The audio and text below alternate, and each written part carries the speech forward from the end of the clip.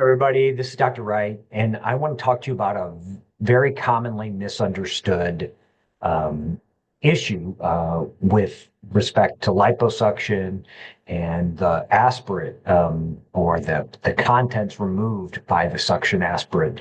Um, and so I prepared this talk for the FDRS, or Fat Disorders Resource Society meeting, but I want to share it more broadly with the internet. So I have nothing to disclose.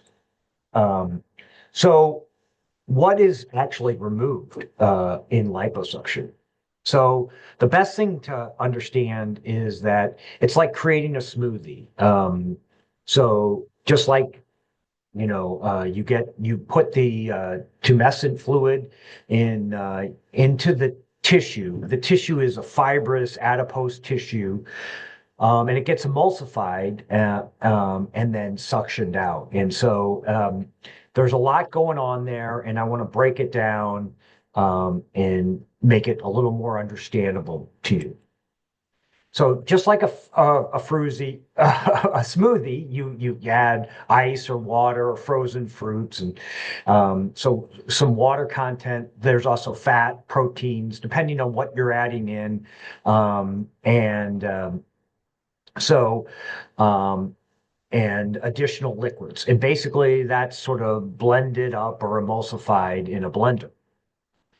Similarly, when you take in liposuction, you're injecting the fluid into the tissue, the tumescent fluid, which is basically saline and with some medication, some lidocaine and epinephrine. And then that is infiltrated, and that swells the cells, and they start to partially break down, as well as the agitation of both the tumescent cannula and the liposuction cannula for further emulsify that, and then that is sucked out the ports of the liposuction cannula.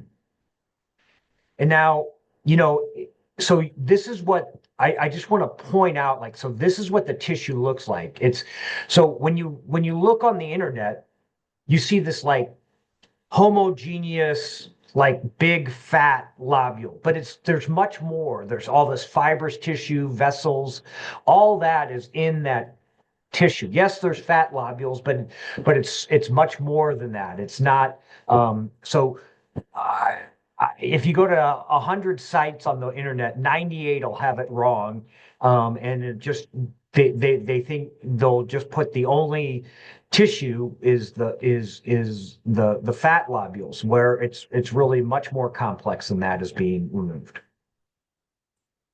So that gets to internet legend, where they'll say, oh, the top is fat and the bottom is tumescent. Well, that's really far from the truth. It's really a very complex mixture.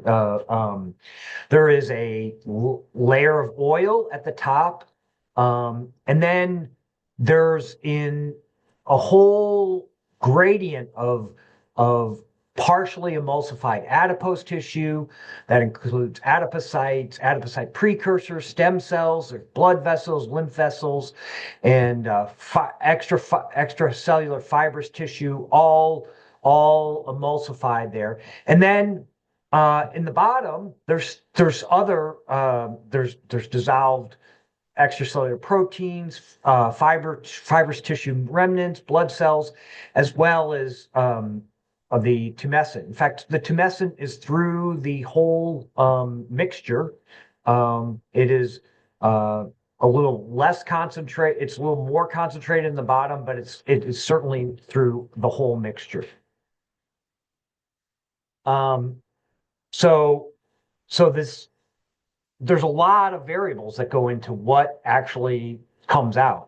How long between the infiltration and suctioning, the area being suctioned, how much of it, how fatty or how much fibrous tissue is. Um, so the more fibrous proteins in the aspirate, the experience of the surgeon. So I've been doing this for 20 years. I reliably get as much fat and extracellular material out as I can, and I have to say I've gotten better over the 20 years. And then how long that mixture has set, because it starts to separate in over minutes to hours, and so the mixture, the components of the mixture are actually changing as time goes on. Another common co- confusion or misrepresentation is that the volume of the aspirate is correlates with pain relief in lipedema. And this is from a very good study a few years back by Wolina.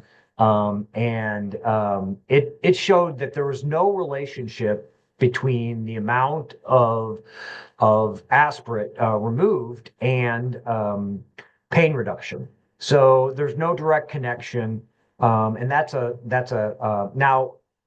So the figures in German, the papers in German, but of course, where I mean, there's translations available, and the citation is down below. Um, Another common thing is, more is always better. Well, that's not true uh, um, in fact, obviously more doesn't relate to more pain relief. More doesn't necessarily give a better cosmetic result. And patients who are overly focused on the volume of an aspirate are 17 times more likely to be dissatisfied with their surgical results. They're putting kind of an arbitrary thing instead of focusing on the actual um, pain relief, mobility improvements, and cosmetic result, which is really all those things are goals that are really are much more important than the actual arbitrary number sucked out. So what sucked out of lipedema, the aspirate, is different in lipedema versus from a cosmetic liposuction. So the lipedema suction aspirates contain more leptin and less adiponectin. They have increased fibrinogen, more extracellular fibrous proteins, and increased IL-6. So it's not that what we get out of a lipedema patient is different from what we get out of a cosmetic liposuction.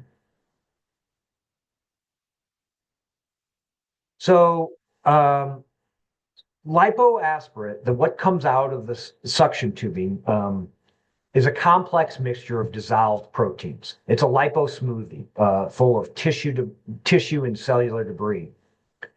The volume of the suction aspirate is not correlated with pain relief, and overly focusing on this can lead to disfaction.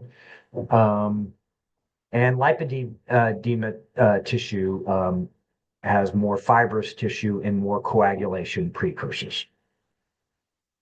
Thank you. I hope you found this helpful.